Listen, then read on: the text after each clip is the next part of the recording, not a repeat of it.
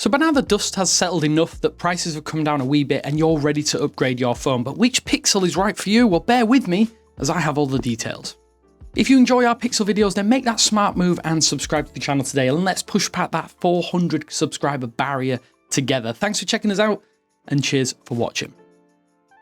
So for 2025, we have a nice mix of Google hardware to choose from. Yes, it is similar to last year, but there are some things to bear in mind. Firstly, if you're a true tech head who wants only the best specifications, basically the best of everything, and can't deal with compromises in the Android skin or maybe the update frequency, then there are a few other options to choose from out there. If you want the most powerful device, then go for the OnePlus 15. That is now available in all regions. Maybe the Oppo Find X9 Pro if you're outside of America.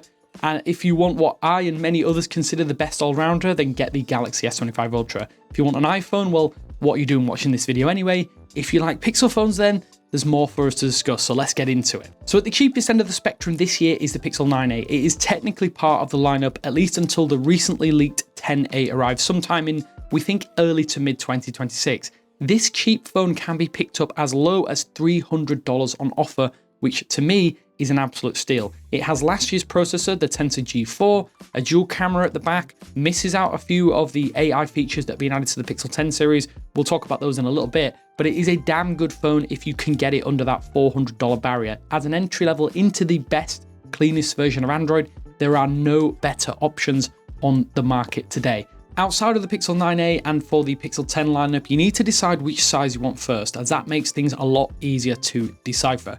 The Pixel 10 and 10 Pro technically have the exact same screen sizes at 6.3 inches respectively. In the real world and to my eye, the 10 does have a marginally smaller screen because it has slightly larger screen bezels, maybe just by a fraction of a millimeter. You can see this difference side by side here.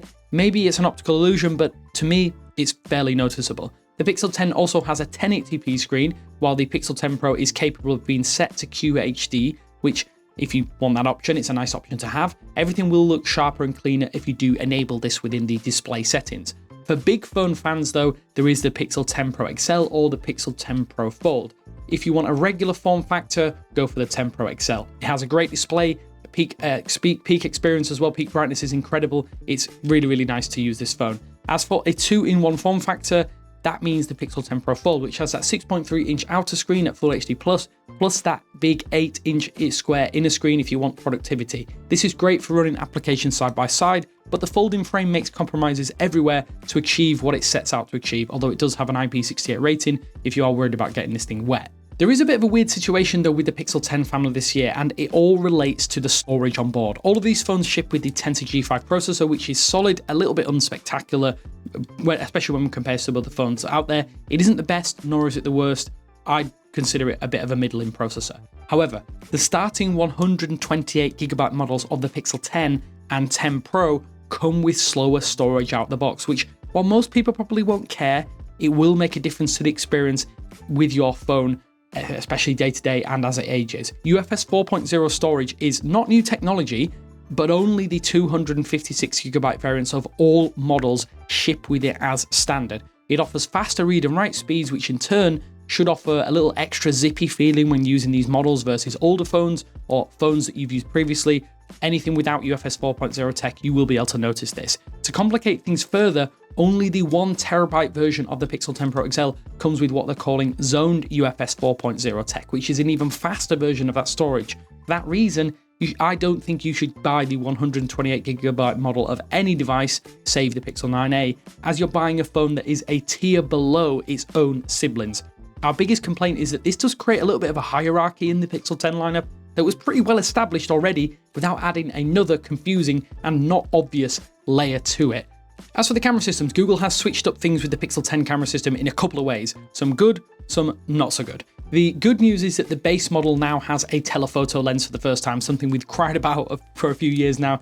The not so good news is that the wide and ultra-wide cameras are now identical to those found on the cheaper and slightly older Pixel 9a. Although that said, it does have a fairly solid camera system that's consistent and does have all of the hallmarks of a Pixel lineup. The Pixel 10 Pro and Pro XL ship with identical cameras to the Pixel 9 Pro and 9 Pro XL. There are some changes to how images are tuned across this series this year though. There are some new AI-powered camera functions that help improve you getting framing, all that kind of things like Camera Coach. and improved zoom capabilities on this Pro Duo. For the first time on a Pixel device, it can access 100x zoom. This is very hit or miss and isn't a really strong or compelling reason alone in my book. It's the same for Camera Coach. It's fine, but I don't think it's something that you'll use every time you use the camera, but that is available on the 10 right through to the 10 Pro Fold. Video has not changed drastically, although recordings at 2x zoom have better stabilization on Pro models. Video Boost does a lot of heavy lifting on the 10 Pro, Pro XL and the 10 Pro Fold, but it does mean that you can shoot at 8K resolution if you need to. A really good way to save yourself a ton of money is to seriously consider the Pixel 9 Up even a year after release though. Google hasn't dropped these phones from stores either and offer regular discounts on all of the hardware than Pixel 9 series. I do think the specs aren't a million miles away. It's helped there because the Tensor G5 chip isn't a quantum leap in performance that a lot of people were hoping for. Android 16 with Material 3 Expressive is also available, and you just miss out on a few middling AI functions that are in applications anyway. For most people, I do think a reduced price Pixel 9 might be a way to get 95% of the same phone as a Pixel 10, for in many cases, and in some cases, 50% or more off the price. My biggest gripe with the Pixel 10 series this year is that base storage capping some of the performance gains behind a 256GB tier.